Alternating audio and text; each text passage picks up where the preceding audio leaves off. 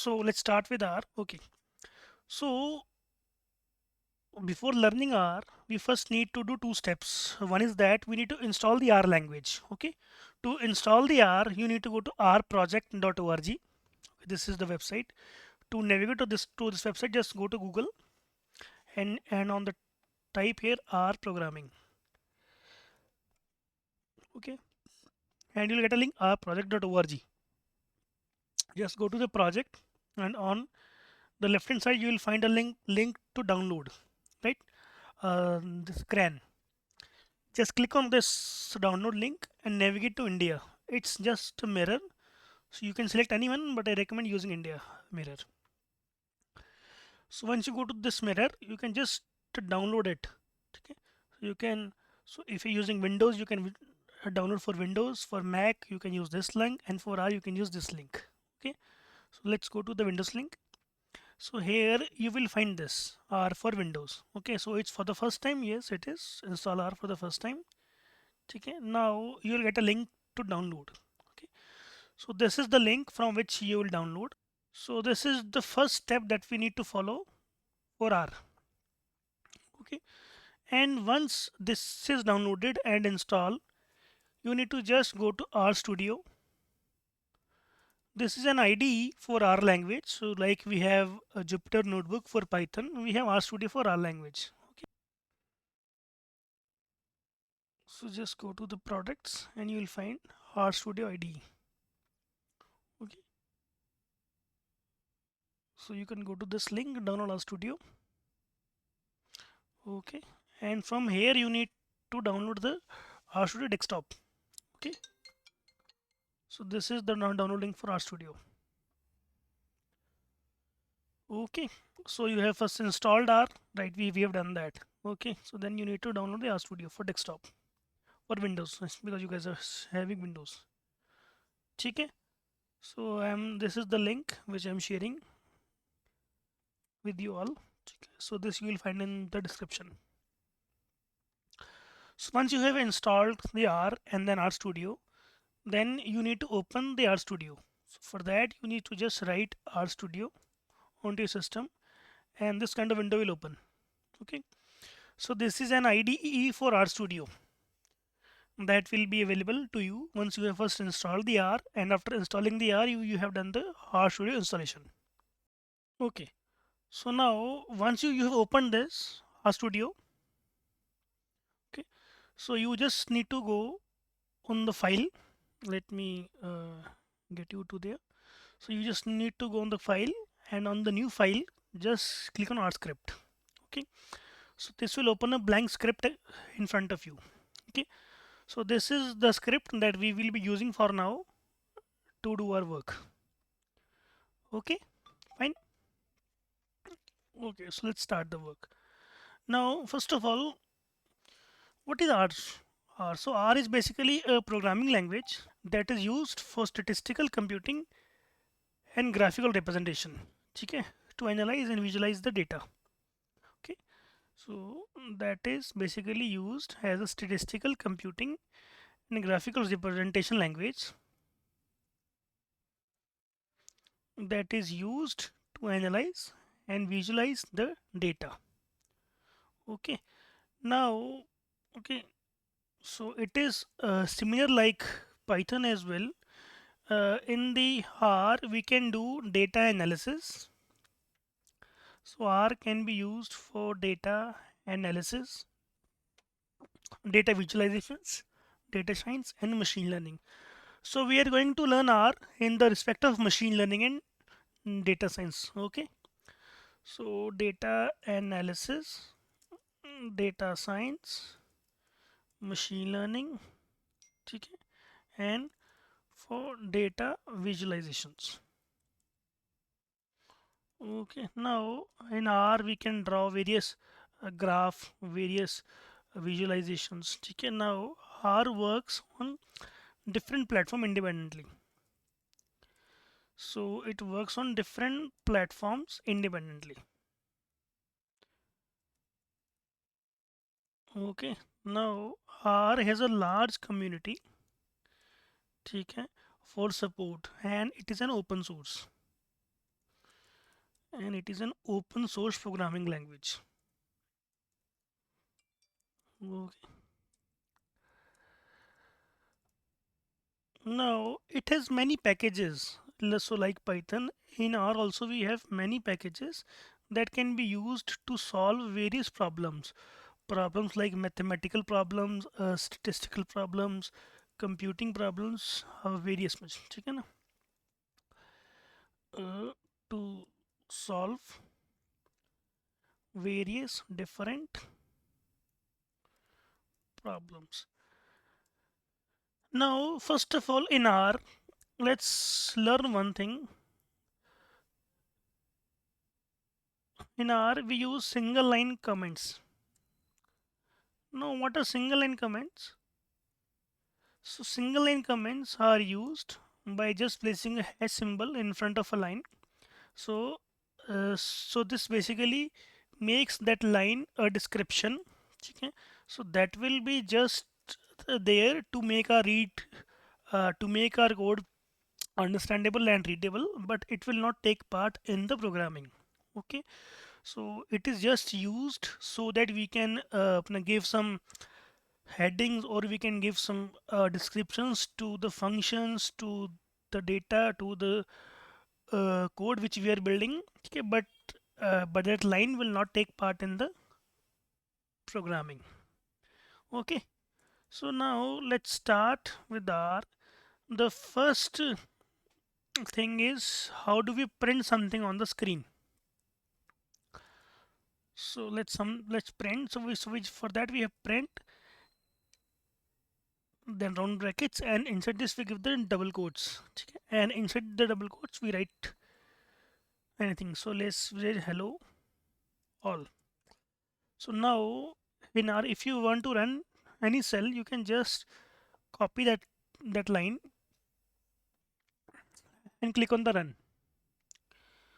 Now you can see in the console part, just below our coding section, uh, this is the line which we just ran, and this is the output of that line. Okay, so this is how a simple R program is created. Okay, आसान है ना? This is simple, right? Now in R we can do any mathematical operations, like I just do 1 plus 2 and I select and run this. The output of this code will appear in just in the next line of this. Okay, now let's understand about variables. Now what are variables? So variables is basically, it can be compared as a container that is used to hold a value. Okay, so let's compare. So variables are like a container that are used to hold a value. Okay, suppose you want to use any value, 15. Okay, so now before using that value, what I'm doing, I am inserting that variable. I'm putting that value inside a variable so that I can call that variable directly. Now I write v1 equal to 15 and I run this. Now v1 is a variable. V1 is the name of a variable and 15 is the value. Now this v1 variable is storing the value 15. Okay, the right hand value goes to the left hand variable. Okay, this is how do we declare a simple variable inside the R language. Now R can have variables. R can store various data types, like it can be a number, it can be an integer, and it can be a character. Okay, now in R we have a data type that is character, but a character can have a group of characters called string. Okay, for that also the data type will be the same, that is character. Okay, now in R we have two things. We can declare a variable by using two methods. One is we can just write v1 equal to 15 and run this. Now this v1 value is having the value 15, so wherever I need it I can just write v1 and get the value, or I can use it wherever I want to use. So v1 is having the value 15, right? Now the another method of declaring a variable is v1 this less than minus 10. Let's do it as v2.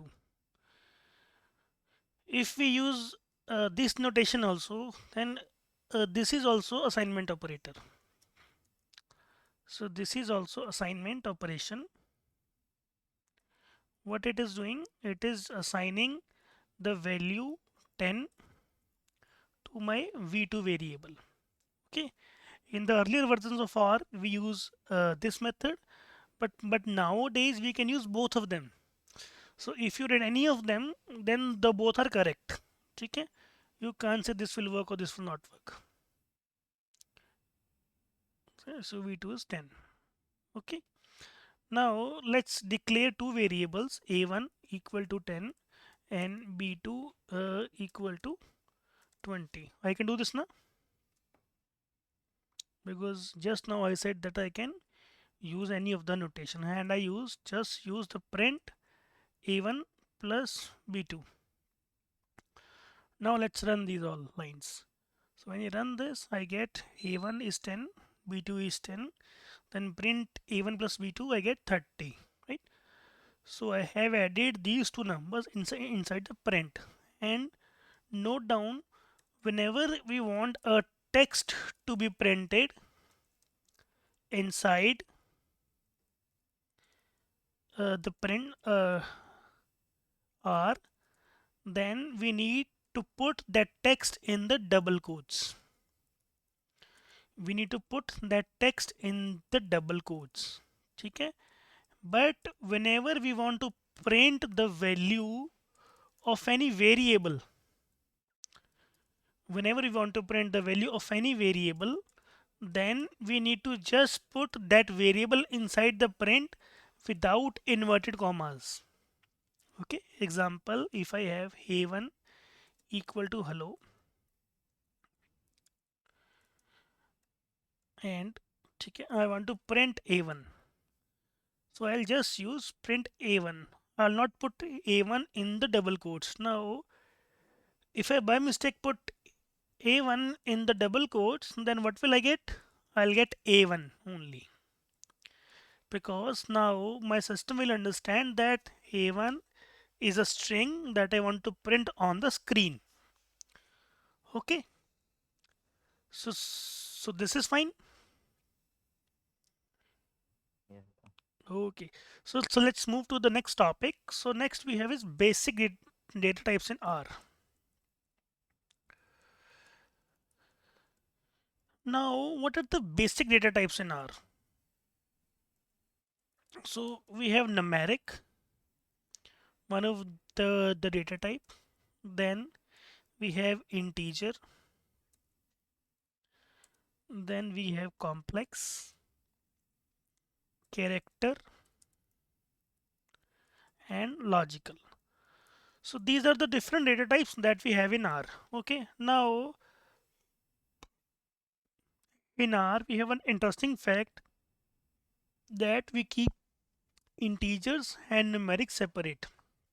Example, so whenever we talk about numeric numbers, they can be decimal 1.2, they can be 1, 2, 0, minus 10, minus 10.21. That's not a problem. But if you talk about integer, then they are integers, but the way we declare them in R is we write one L.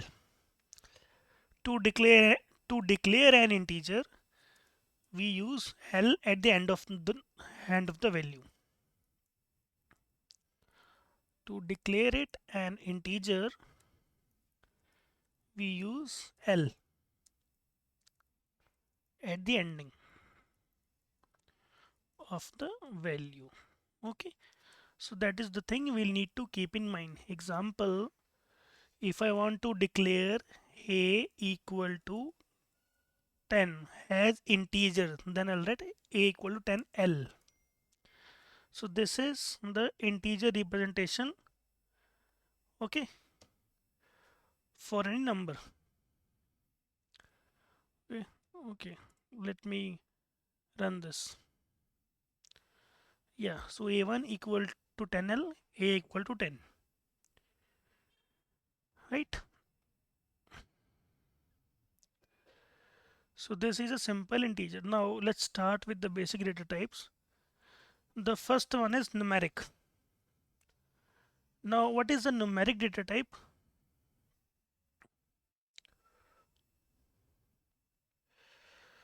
So any data type, okay? So any data that is having a number, a real number, a whole number, a negative number, whatever be the number, it is represented as a numeric. Example, a, if I write a equal to 10.5, then 10.4, then this is a numeric. Let's check the value of a.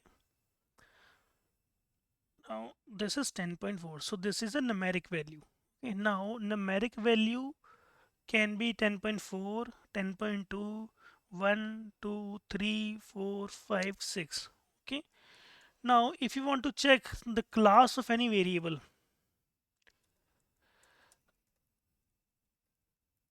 that what is the class of this variable, then we have a class function. So in this class function we can pass the variable name, and then we can get the class of that variable.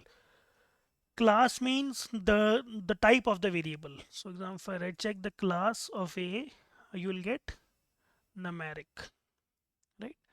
So let's take some other numbers. Let's say b equal to 1, c equal to 0, d equal to minus 10. Okay, let's check the class of every number, every variable, a, b, c and d. I have run this number, so now these numbers are in the memory. So now if I check the class of these numbers, I have all the numerics, numeric. Okay, so these all numbers are numeric. So next data type we have is integer. Now what is an integer? Integral values like 1, 2, 3, they all are integers, right? Now how do we declare an integer? We write, suppose I want to declare I as integer, I need to write 1 L, and I can check the value of I. If I check the value of I, you will say I'm getting 1. Okay, now you need to check one thing, b is also 1, है ना? And I is also 1 actually. What is the difference between them? If I check the class of I, what will I get? I'll get integer. The value is only 1 only, ठीक है? But L we use to represent it. L is used to represent an integer, right? So class of I says, ठीक है, that how a number is used. So next data type we have is complex.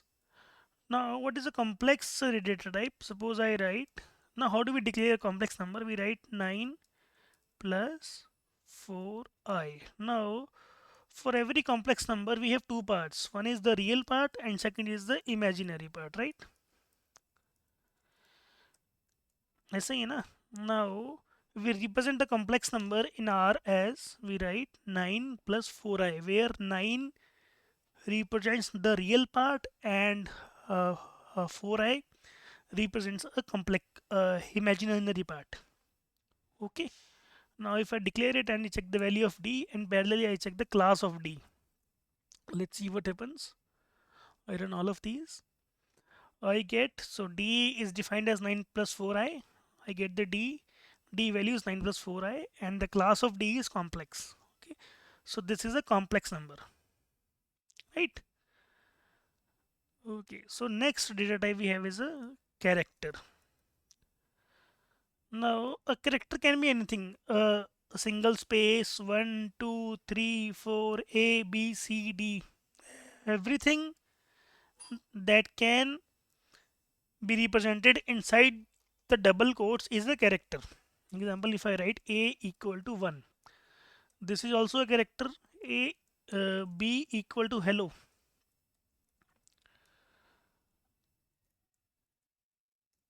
This is also a character. Okay. C equal to hello world.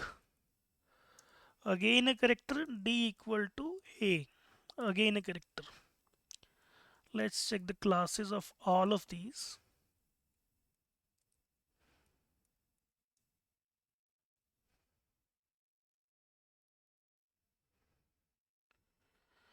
Now if we check the classes of all of these, we get character. है ना? So A is 1 inside double quotes, B is hello inside double quotes, C is hello world, D is A. Now if I create a new variable, E has just a blank space and check the class of it. Now this is also a character because the blank space is also having a value. It has a value. Okay. So next data type we have is logical. Logical means true or false.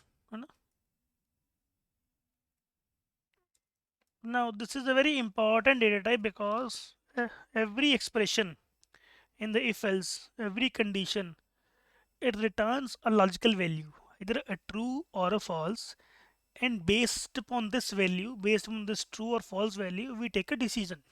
So we'll find out in our next lectures that how this logical data type is most important. Okay, so let's say I declare a variable d equal to true. Now you need not to put them in a inverted quotes. So you can just put it as it is, write it as it is. Now if I run this, I get d. The class is d. The class of d is logical, and the value of d is true. Okay. Now we need to. We have noted down. We have seen one thing just here that R follows the concept of updation.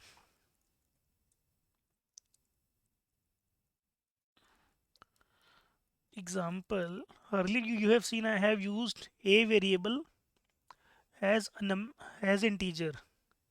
Then I updated a to integer 10 to numeric 10.4. Then I updated a to character.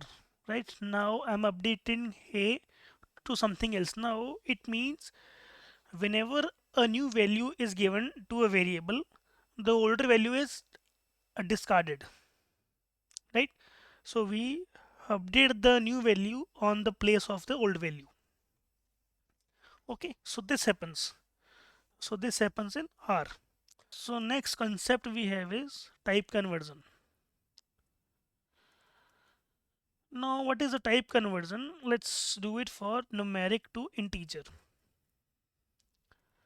Suppose you have taken a variable that is in numeric. Let's say I say x equal to 10.5, 19.4 suppose. Now this is a numeric, right? And I take y equal to 10l and I take z equal to 1i. Now the first one is numeric. The second one is integer and the third one is complex, right? ऐसा ही है ना? Now if I check the class of x, I check the class of y and I check the class of z. Okay, let's see what happens. The class of x is numeric, the class of y is integer and the class of z is complex, right? Now let's try to convert them. Now suppose you want to convert any variable. Now suppose you want to convert any variable from one type to another, then we can use type conversion methods. So what are them? They are as dot numeric. This is used to convert a variable to numeric. Inside this we pass the variable. Second is as dot integer. Third one is as dot complex. Okay. Now this is conversion. Now let's do it. Let's say I have a number x2 and I give it as 12. 12 means 2 integer. Okay, now let's find out the class of x2. Okay, now what I'm doing, I'm converting it to number. I say x2 underscore number equal to as dot integer, because sorry, not integer, as dot numeric,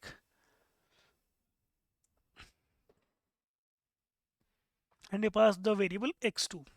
Now in the type conversion, what happens, we gave the output data type, okay, in front, and pass the value, or you can say the variable, okay, of the type we want to convert.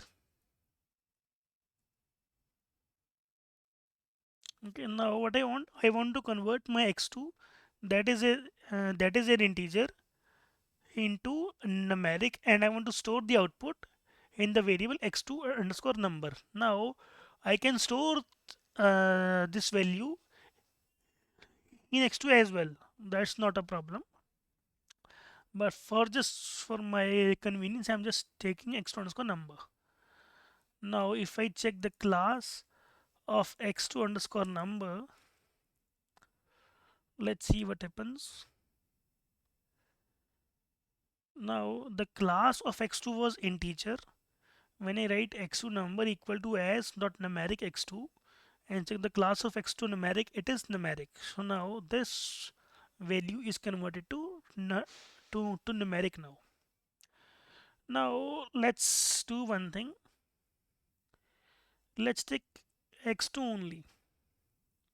What's for more clarity on this? So we get a x2. Sorry, x2 as 12 is defined, right? Now I check the class of x2. It is integer. Now I write x2 equal to as not numeric and pass on the value x2. And now check the class of x2. It is numeric now. So it is converted from integer to numeric, right? So this is how do we convert a numeric value, integer value to numeric. Okay. So is this fine? So is this fine? Is this clear? Yes, sir. Okay. So shall we move ahead? Yes. Okay. So next is how do we convert a numeric value to integer? Let's do that. Suppose we have x1 as 1.2. Let's not declare here. Let's declare it at the end. Suppose we have x1 equal to 1.2. Now the topic is numeric to integer, and the class of x1 will be numeric, right? Now if I convert x1 equal to s dot integer and pass on x1, let's check the value of x1 as well as the class of x1. Now what will happen, since this is a float number, float means a decimal number, so when we are trying to convert a decimal number to an integer, then the value after decimal part, it will be gone, right? So when I write x1 equal to 1.2, I get the class of x1 as numeric, and when I did x1 equal to s dot integer x1 and I get the value of x1 as 1. Now the class of x1 is integer. Okay, so this is how do we convert a numeric number to integer, right? So from this we can get an idea that all integers can be numeric in R, right? But all numerics cannot be integers. Example 1, 2, 3, 4, 5, 6. They are integers and they can be numeric, right? Numeric. but numeric numbers 1.2, 1.4. They are numeric, but they cannot be integers, right? So all integers can be numeric, but all numerics cannot be integers, right? So this is clear.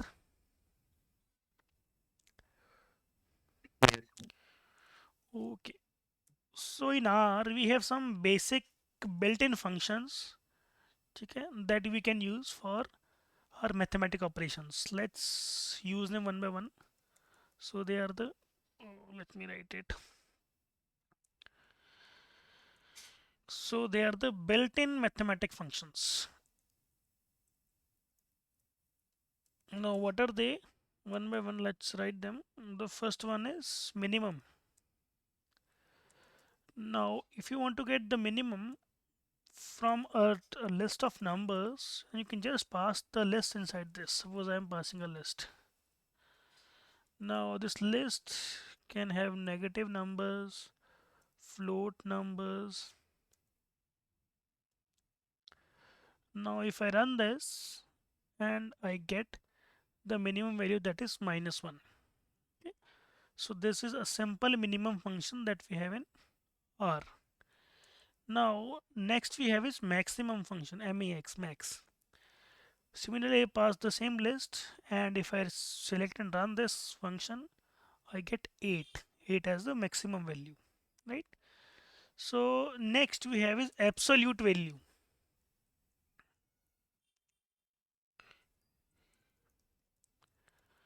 So this is represented as ABS. Okay. Now what is an absolute value? Suppose we are given a negative value. It converts the negative value into the positive and it keeps the positive values as positive. Example, absolute value of 1.3 and absolute value of -1.4. Let's check them. For absolute value 1.3, it is same as 1.3 only, and for -1.4 it is 1.4. So it basically converts the negative values into positive and it keeps the positive values as it is. Okay, so this is a simple absolute function in R, right? So now next we have is a square root function. Suppose I have a number a z equal to suppose 16. Okay, now I want to check the square root of this. So I can just write sqrt and pass on the variable z. Now this will give me the square root of my z. Next function we have is a floor function and a ceiling function. Ceiling. Now floor function gives the nearest integer on the right hand side of a number. Suppose the number is 1.8. Now the nearest integer on a number scale on the right hand side, on the left hand side, sorry, my bad. Floor function gives the nearest number, the nearest integer on the left hand side on the number scale, and ceiling function gives the number nearest on the right hand side. So ceiling function of 1.8 will be 2 and the floor function will be 1. So let's check it. I just write the floor of 1.6, it will be 1, and this for the same function ceiling of 1.6, it will be 2, right? So this is a floor function and a ceiling function. So next we have is a character data type. Okay. Now what is the character data type? So when we want to store any character or group of characters called string inside a variable, we use character data type. So if I write hello and I store it in the hey variable, and if I check the value of a and check the uh, class of a, I'll get a character. Let's check it once. So we have seen this earlier as well, no? So this is a character. So this is a character class. Okay. Now if you want to store a multi-line string, suppose you want to string let me if you want to store a multi-line string in a variable, then how do we do it? Let's say I want to make any email, and for the email I want to write hi ABC, my name is Arun, and I am your data science trainer.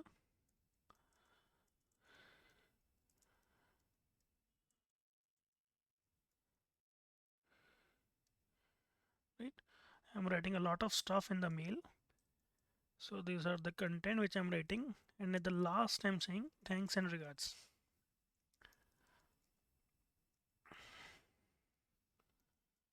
Arun, right? Now this is a multi-line string.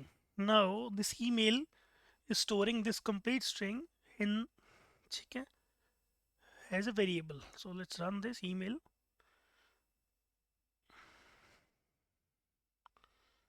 So now we'll see. Yeah, so this whole string is stored as a multi-line string, right? Now what will happen if I print it? Now if I use the print function and print email, then see what happens. This all is printing in one line. Now what is happening? So wherever I'm having a next line, I'm getting backslash n. That is the character. That is the symbol for next line. Okay, but I'm not getting the text as it is. Now, if I want to see the text as it is, so for that we have a function called cat. Now, inside of print, if I use the cat function and pass on the email, then I'll see in the same way. ठीक है, जैसे मैंने लिखा है वैसे ही वो वहाँ पे प्रिंट करेगा. Now I'll print in the same way. So I write it like this na. So now this is printing as it is. Okay, so this is a cat function. Okay, let's modify it as well. Let's I write my email ID is arun at the rate of abcd.com. Okay, now let's run this again because we need to update this in the memory. So now if you want to use that whether any sequence is present, if you want to check if any sequence is present in a string or in a variable or a string or not, then we use grepl, grepl, grepl function. Okay, now how do we use it? We just write grepl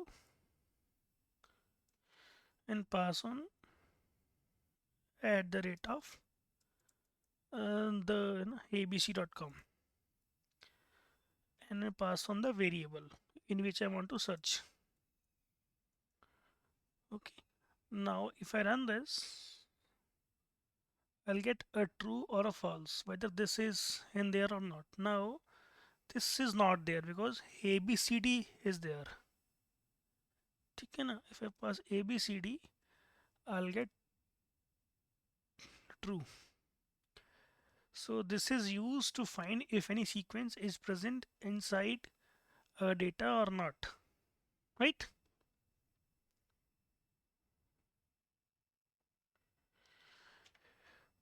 Fine now. Okay, so now let's see how do we combine two strings. So combine two strings. Suppose we have string s1 that is hello, and we have a next string s2 that is world. Now in the Python we can do s1 plus s2. Let's see what happens here. If I do s1 plus s2, I get an error. It says known numeric arguments to binary operator, so they can't be added. So this is valid in Python but not in R. है ना? So in R, to combine two strings we need to use paste function to concat two strings.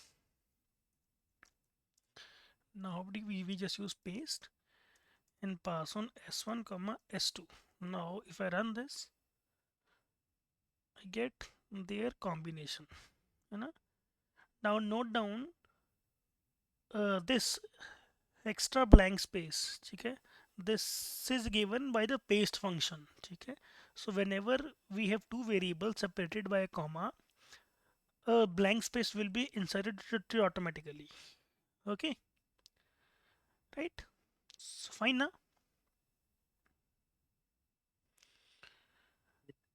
Okay, so next function we have is n character. So like length function in Python, n character is used to get the length of a string in R. Sorry, let's store it as s3 equal to this and check the character length of s3. When we run this, so we get the s3 length is 11. Why 11? Let's see. 1, 2, 3, 4, 5.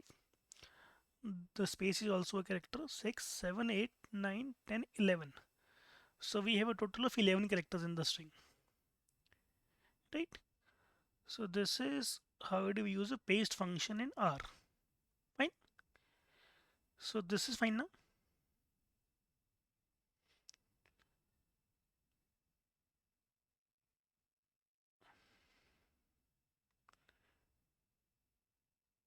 Right? Yes. Now, alternative for paste. We can also use cat function. Let me check once again. Yeah. So we can also use the cat function when we want to combine two strings. Okay. But now, okay. So this is also the same as paste. Okay.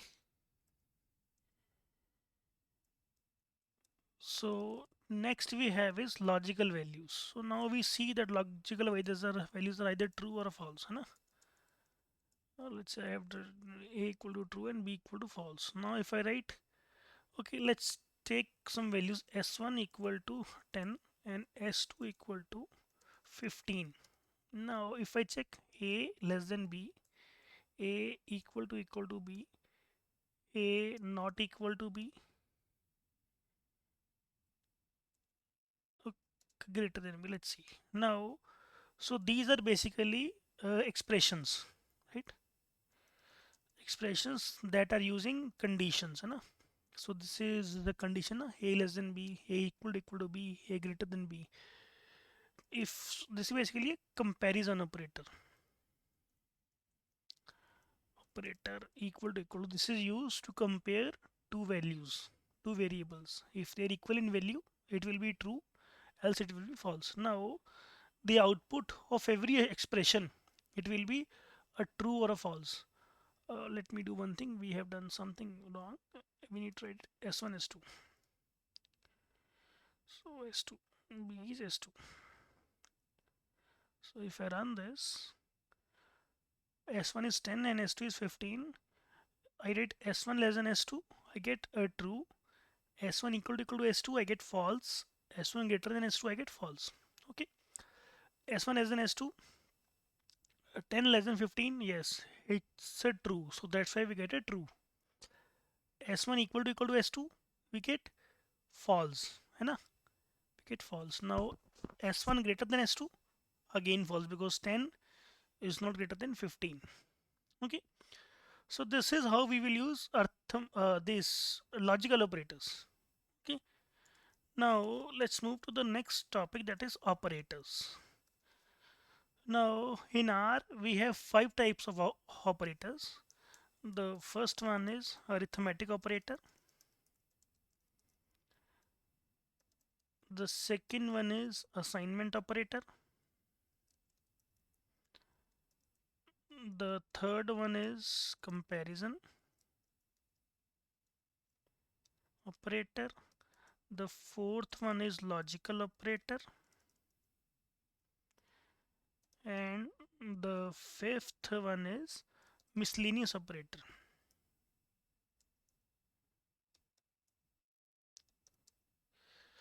Okay, let's start with the arithmetic operator.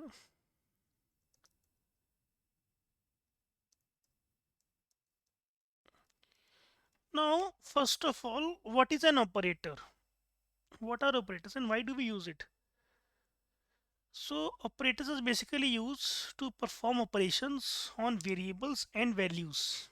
Now, if you want to perform any operation on a value or a variable, we use operators. Okay. Now, these are the different types of operators that we can use in R. Okay. So, one by one, we'll understand all of these operators. The first one is arithmetic operators. So, we have equal to, okay, arithmetic, okay. So, we have plus, minus, multiplication, division, exponent. So, this is exponent. Then we have modulus represented as double percentage modulus. So this basically returns the remainder. Now next we have is integer division, percentage backslash mod percentage. So this gives us integer division. Okay, so this basically returns the quotient. Now we have done some formula was there in class 5th 6th that dividend equal to divisor multiplied by quotient plus remainder, right? So suppose you want to divide 100 by 5. Now 100 is my dividend, divisor is 5, and quotient is the quotient will be 20 and the remainder will be 0. Suppose if you want to divide the 101 with 5, then 5 will be the divisor, quotient will be 20 and remainder will be 1, right? So this is the formula which we use. ठीक है ना? Now let's quickly take two numbers, a equal to 10 and b equal to 20. Now if I perform addition operator, they will add. If I perform subtraction, they will be subtracted. If I perform multiplication, a multiply b, they will be multiplied. If I perform a by b, let's write b by a. Let's take it as instead of 5, let's take it as 5 and 21, right? And now if I write a exponent b, let's say what will be the output for a modulus b, a modulus slash modulus, that is integer division b.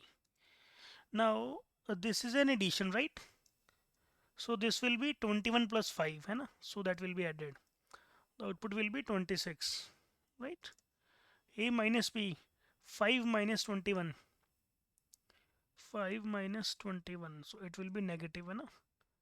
That will be minus 16. A multiplied by b, so they both will be multiplied. B by a, now this will give you the division. Now a exponent b, so this will give you a raised to the power b. This will give you a raised to the power of b,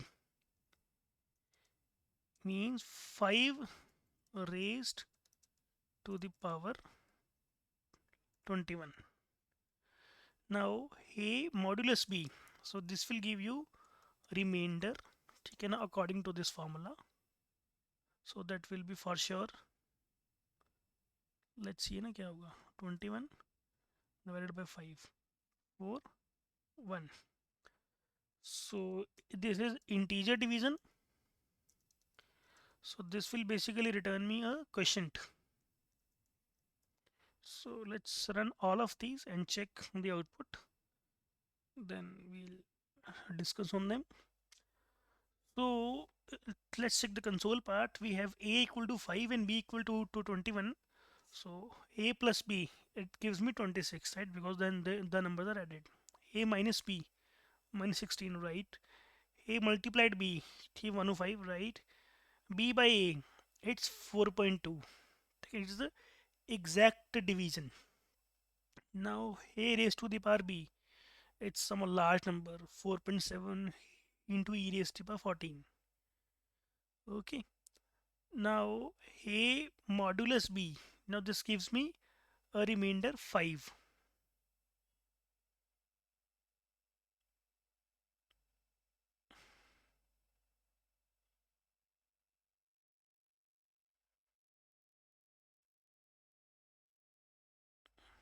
अच्छा a raised to b, sorry, हो गया ना. We need to do b raised b divided by a, sorry. Let me run it again. Yeah. So b by a 4.2, right?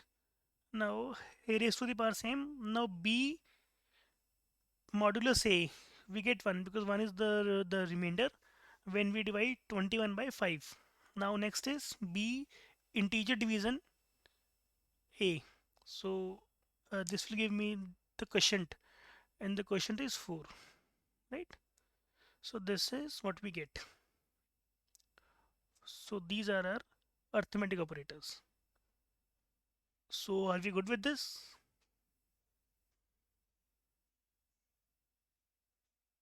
So we're good with this now, right? Okay. So next we have is assignment operators. So next we have is assignment operators, right? Okay, before moving to the assignment operators, let's move to the comparison operators. Okay.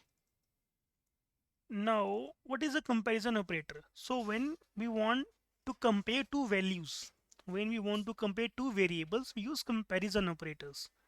Like we want to see if the values are equal or not equal. So this is the symbol for not equal. Okay, then we can use less than equal to, greater than equal to, right? So these are the different comparison operators that we'll use. See, that we can use. Now let's have two numbers again. A equal to, let's use these two numbers only. If we write a equal to b. Now the result of every comparison operator is logical value, either a true or a false, right?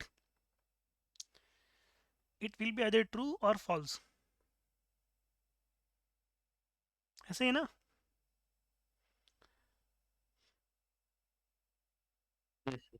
Okay, so let's look into it.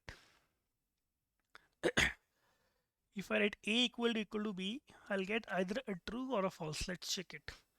Now 5 is equal to 21. No, this is false. So we'll get a false. So similarly, let's run all of them. A not equal to b, a less than b, a greater than b, a greater than equal to b, a less than equal to b. Okay. So these are the different arithmetic comparison operators that we use, right? So let's run them all. Okay, so let's check on the console screen. If I write a equal to b, I get false. A equal to b, again false. A not equal to b, I get true because because 5 is not equal to 21, right? Now a less than b, again true. A greater than b, false. A greater than equal to b, false. A less than equal to b, true, right? So these are the different comparison operators that we use. Fine. Okay. So let's start with the next one. So now the next topic is logical operators. Now, what are logical operators? Suppose we want to combine two conditions. Suppose we want to combine two statements, then we use logical operators. Now, we have basically five type of logical operators. The first one is AND. This is called element wise AND.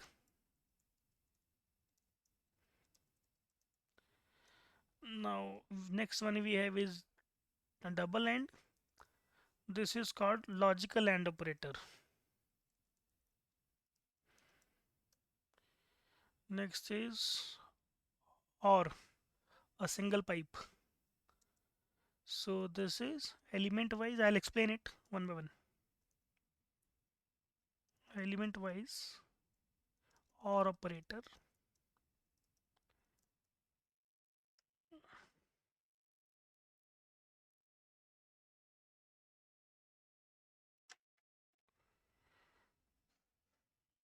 Now double pipe, it is logical OR operator.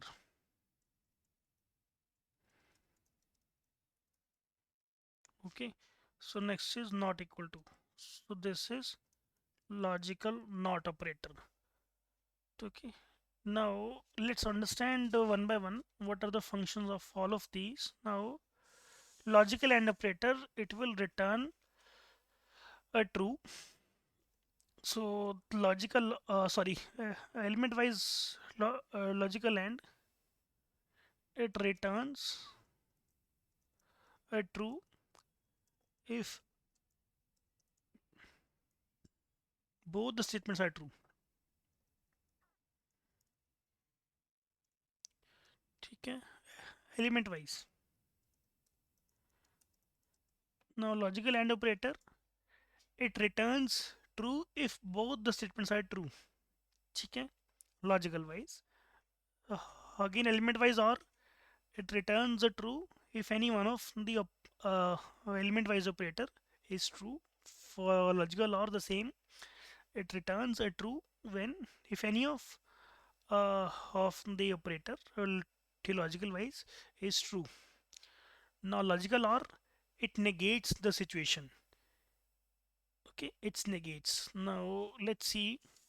Suppose let's first do the logical wise AND and logical wise OR. Afterwards we'll cover the other two as well. Now this is logical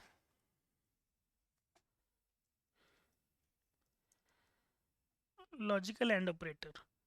Now if I write a less than 21 and b greater than 1. Now this will give me a true if both of these statements are true. So we have a and b now. So this is a and this is b. Let's bring them closer to it. Now this is logical, and if both of these are true, then this whole will return a true, else it will return a false. Now this is a true. Let's say y true. A less than 21. Yes, it is 5. Then and b greater than 1. Okay, true. Now, so that's why we get a true, because both of the statements are true. Now, if I reverse any situation, if I write a less than 21 and b less than 1, I get false. Now let's see why false. A less than 21, yes, it is true. And b less than 1, it is false, because b is greater than 1, that is b is 21. Right? Now next is logical OR. Now what is a logical OR? If any one of the statement is a true, we'll get a true, else we'll get a false. So this is the statement given by logical OR. So let's run this. Okay, so we get a false. Sorry, I have AND. I need to change the symbol. We run this. Now this is a logical OR. We run this. Yeah, we get a true, because the first one is a true, but the second one is false. Right? Still, it is giving me a true. Now logical OR can return true if both of them are true as well. ठीक है ना? because it says at least anyone is a true. At least anyone. अगर दोनों true होंगे ये तभी true ही रहेगा. Let's see it. Sorry, वो तो ठीक था ना. This we need to change. Okay, so this is again a true, right? So this is fine. Okay, now logical not.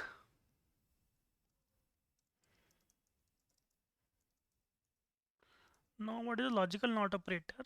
Suppose I have this operation and this we are getting a true.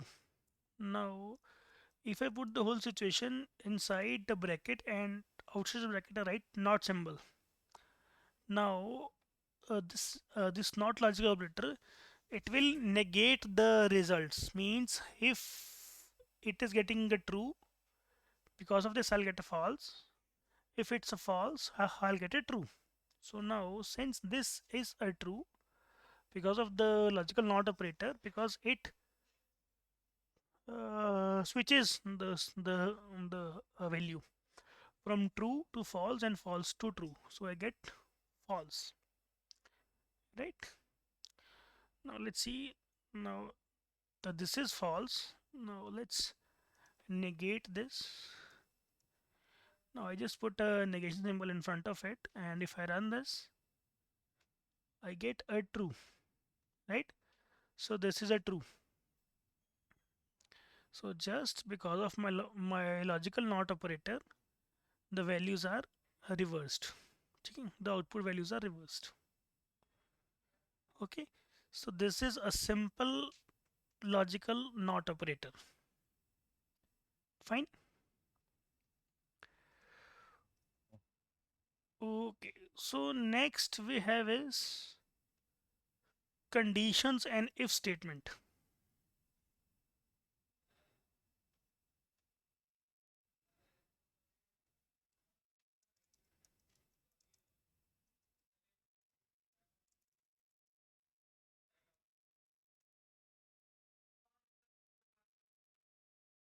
Now let us say we want to make a situation.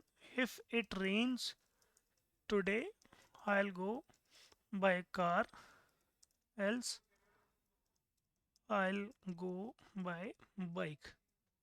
Now this is the simple statement, but this involves taking a decision, right? And I'm going to take a decision for this statement on the basis of rain. है ना? If rain is happening, then I'll go by car, else I'll go by bike, right? So let's write this in a programming way. Let's write this whole statement inside a if else loop, if else condition program. Okay, so basically what happens, we write if else, uh, we write if statement. Now whatever we write in this if, this is a condition. Okay, and if this condition is going to be true, if this condition is going to be true, then we will be executing the block of code that it is having. Okay, so now I write if, then I give the condition and write the curly braces, right? And inside this I want to write every statement, everything which I want to execute if my this condition is going to be true, right? Now if it is not true, for that else also we need to handle now. So that we have else. In the else also again we write whatever we want to execute if this condition is going to fail.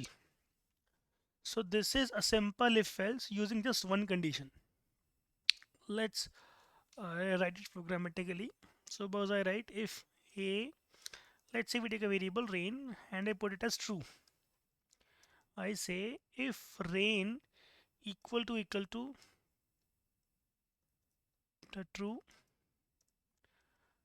Okay, but I need to, okay, I need to just type out the braces. Then I just need to print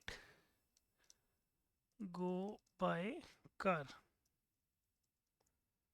Okay, else what I need to do, I need to just print go by bike. So this is a simple if else program. Let's see. Now we run this. If we run this, let's see what we get. Oh, just a minute. I need to restart it actually. Okay, now it will work. If we run this, I get go by car. Now how this code executes, let's see. First of all, the rain variable is given the value true, right? Now if so, when I reach the if line, it checks if my rain equal to the true or not. Now this value is also true and this is also true. So if I write true equal to true, I get a true, है ना? So this gets a true. Now we said if a condition is going to be true, then we will be executing the block, है ना? So this is the block that will execute.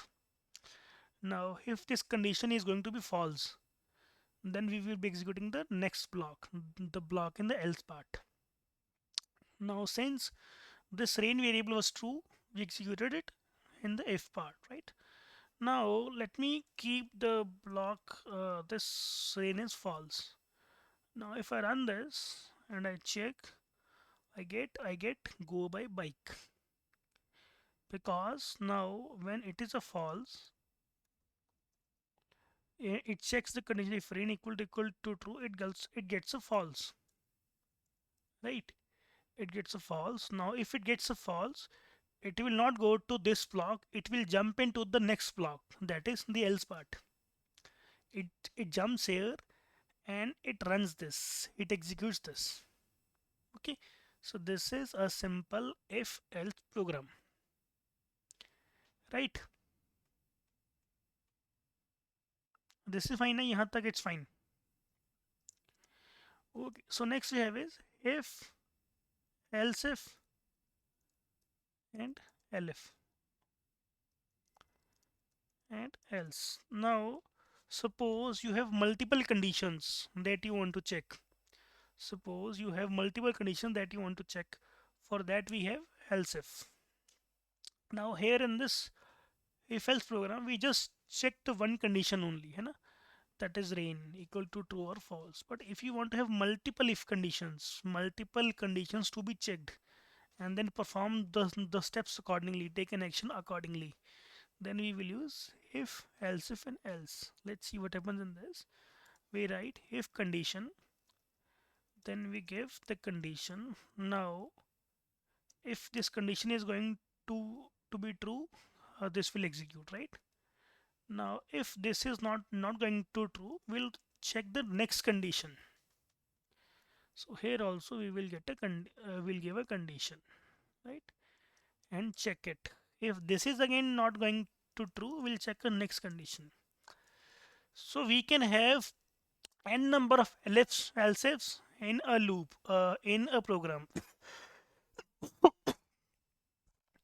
So we can have multiple n number of else ifs in a if else program, right? And the last part will be else.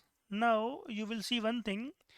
In the else part, we give no condition, because whatever we have not tested using these conditions, it all will come to the else part. Okay, so that's why in the else we give no condition. Now let's see, let's make a simple program. Now let's take we take two variables, rain, again a true and a false, and we take a humidity. Let's say I take it as false for now. Okay. Now if I write if rain equal to true, ठीक है, then I'll go by car. Let's say we're writing the first situation, go by car. Now second I check else if rain equal to false, but the temperature is very humid, but the temperature is very humid. So what do and humidity equal to true, then again I'll go by car. Again I'll print go by car.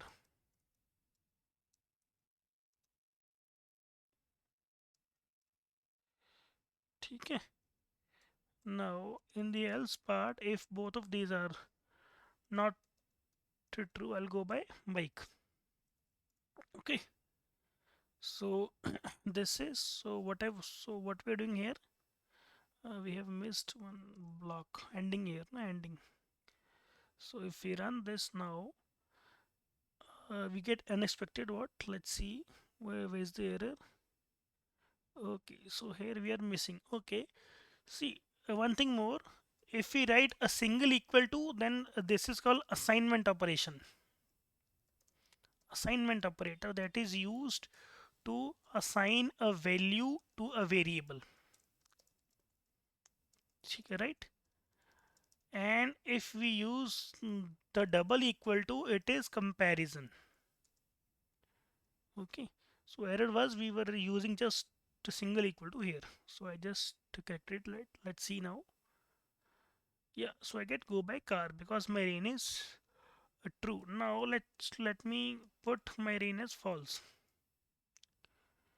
Now if I put my rain as false, I get go by bike because my humidity is also false. So if I put my humidity as true,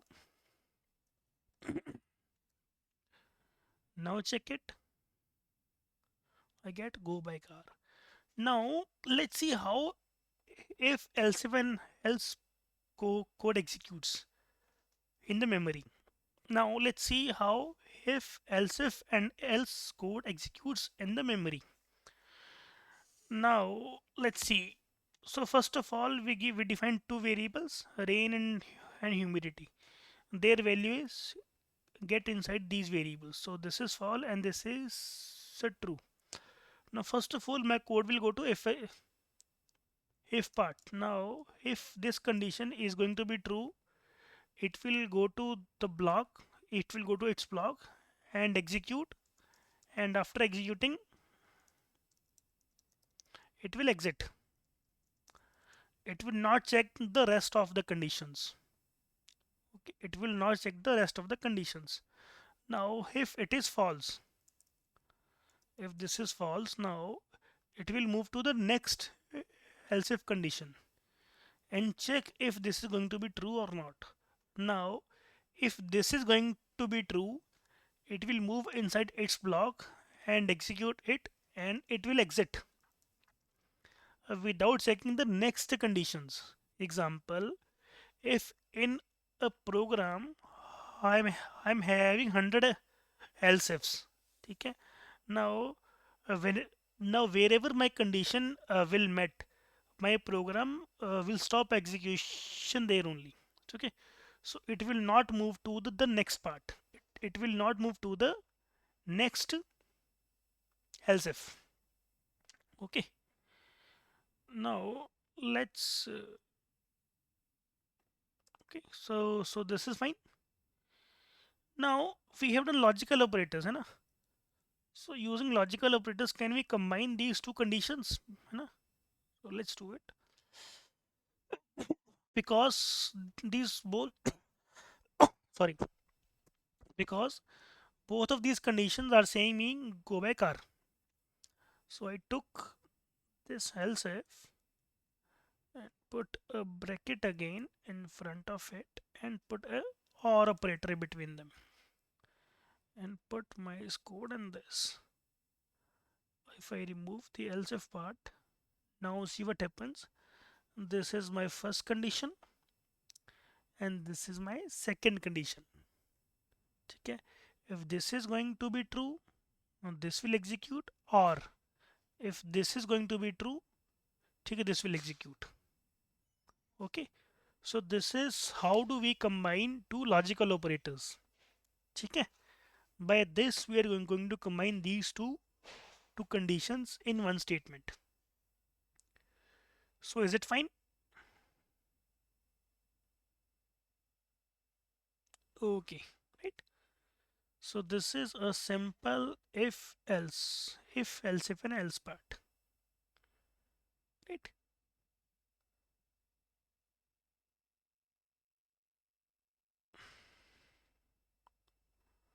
Okay, so next we are going to start with loops.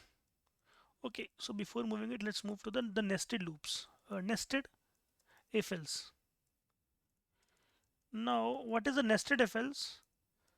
Suppose I want to write if inside an if, then this is called as nested loop, nested condition, or nested if else. ठीक है, if inside an if is called a nested if else. Okay, fine. Now let's say we make some program, ठीक है ना? So what we can do, we can just write if we check the condition, and again here also we can check a new condition, if condition, ठीक है, then write do print or do, ठीक है, whatever you want to perform. Again you can write an else part here for this, ठीक है, and outside this we can have the else if of the outer loop condition. Then now this is a outer, this is a outer if else, so this is inside this, right? So this is inside the if, so this is called a nested if else, right?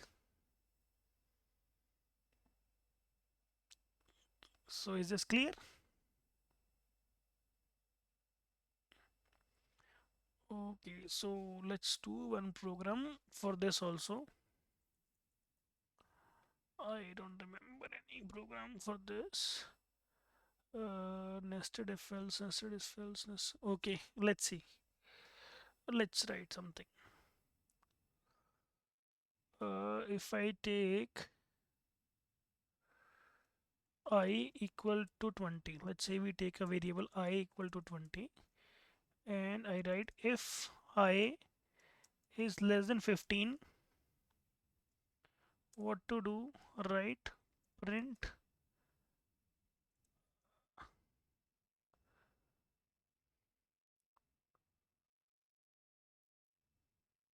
mm, okay, let's see, we take a I equal to 20. If I write if I is greater than 0, ठीक है, then move to the if. Now if I say if uh,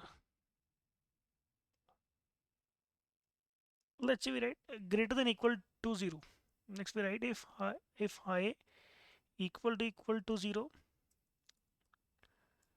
then print 0. Okay.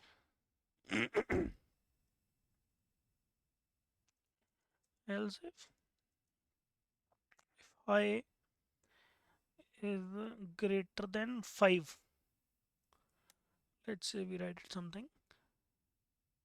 Okay, let's write if I is greater than 0, then print greater than 0. Okay, now next else if I'm making, else if I greater than 5.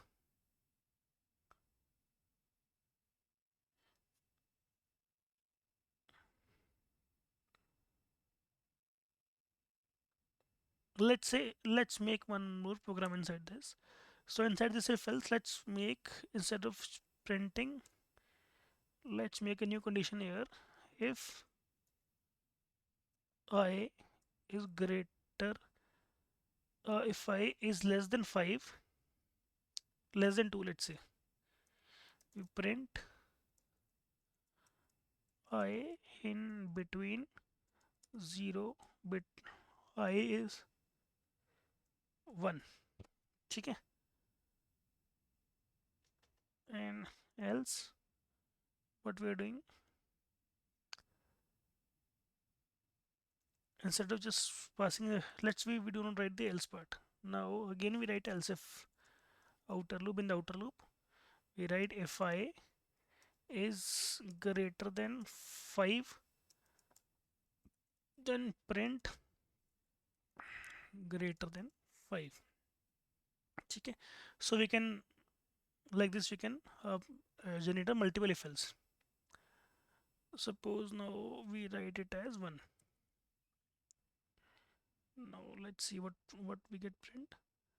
We get unexpected this and this, so something is missing. Let's see, we are ending it here, ending it here, ending it here, ending it here. So this is additional one. Yeah, now it will work. Okay, so we get I is 1. Now see what happens. It first checks my condition. If I is greater than 1, yes, and it's a true, it goes into this. Again it checks a condition inside the if. It say if I is equal to 0, it says false, and it moves to the else if part of this. It says if I greater than 0, it says yes, true. It again moves to the to its block, and it is having a condition again. If I is less than 2, yes, it says true. Okay, then we say I is 1. Okay, so this is if inside elif inside if. So this is nested if else. Okay, so this is how do we perform a nested if else operation in R.